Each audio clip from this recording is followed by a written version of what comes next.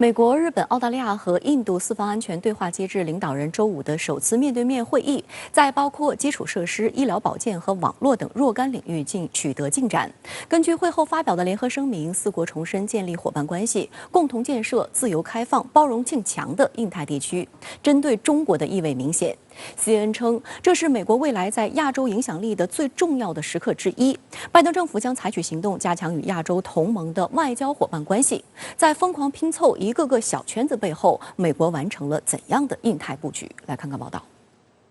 在四方安全对话峰会前，美国总统拜登与印度总理莫迪举行了双边会谈。印度外交部周六公布会后联合声明，称两国同意加强防卫合作关系。声明说，拜登重申美国视印度为主要防卫伙伴，将继续加强与印度的情报分享、后勤、军方互动、先进军事科技合作，以扩大多边架构下的接触。声明还提及，两国在美印国防科技与贸易倡议架构下共同开发空射无人载具的计划，并呼吁民间业者参与国防设备的开发与生产。此外，声明也说，印美两国领袖同意建立战略性伙伴关系，并与诸如东盟等区域性组织和四方安全对话会员国合作，促进印太地区的共同利益。在拜登与莫迪的会晤中，还出现了一个认亲的环节。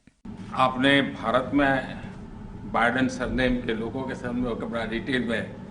जिक्र किया। आपने मेरे साथ भी इस बात का उल्लेख किया था। तो बाद में मैंने काफ़ी कुछ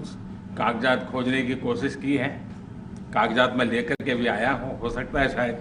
उसमें से कुछ आगे का निकल आए, शायद आपको कुछ काम आए। Are we related? Yes.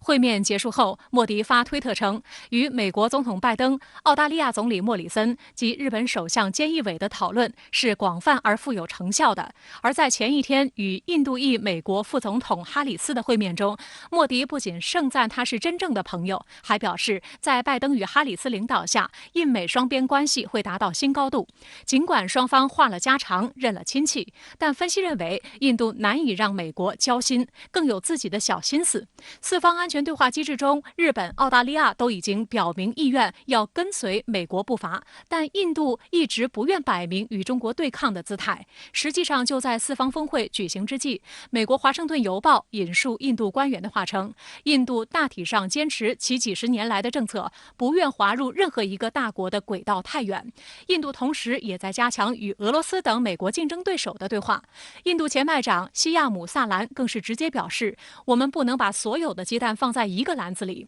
美国德国马歇尔基金会亚洲项目主任葛莱伊表示，印度现在是四边机制中最谨慎的一方，该机制愿意在多大程度上推动国防合作和对抗中国，可能取决于印度。事实上，美英澳签订核潜艇协议，也让印度心里不平衡，因为印度一直希望美国提供潜艇和航空母舰的核反应炉推进技术，但始终未能如愿。而上周，美英澳宣布的 AUKUS 三边安全伙伴关系，就涉及在一系列防卫领域联合作战。值得注意的是，四方安全对话峰会前，有白宫官员被问及这一机制如何与 AUKUS 伙伴关系相联系时，他表示，这是一个独立的团体，与最近成立的 AUKUS 没有关系，这是一个非正式的集团，它不涉及安全问题。印度方面也一直试图淡化四国集团的安全色彩。印度外交秘书什林拉明确表示，让我说清楚，四国集团和 AUKUS 不是性质相似的集团。尽管如此，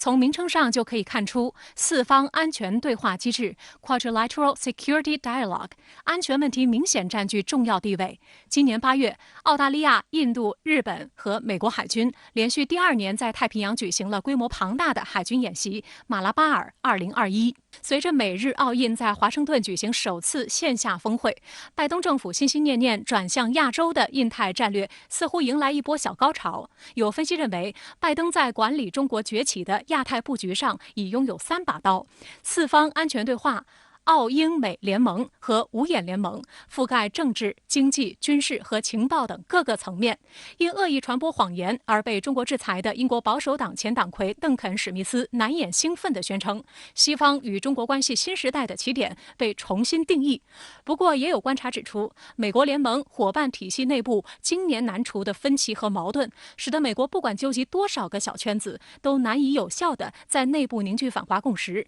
难以在围堵中国上争取到全球广泛支持和认可。你要靠一个国家完全去对抗另外一个国家，全面性的对抗，那已经不是冷战时期说把苏联围堵的包得死死的就可以。所以这也可以看得出来，美国为什么急于把连接这么多的国家建立一些小圈圈，这可以很明显看出美国对于这个中国崛起的焦虑越来越深。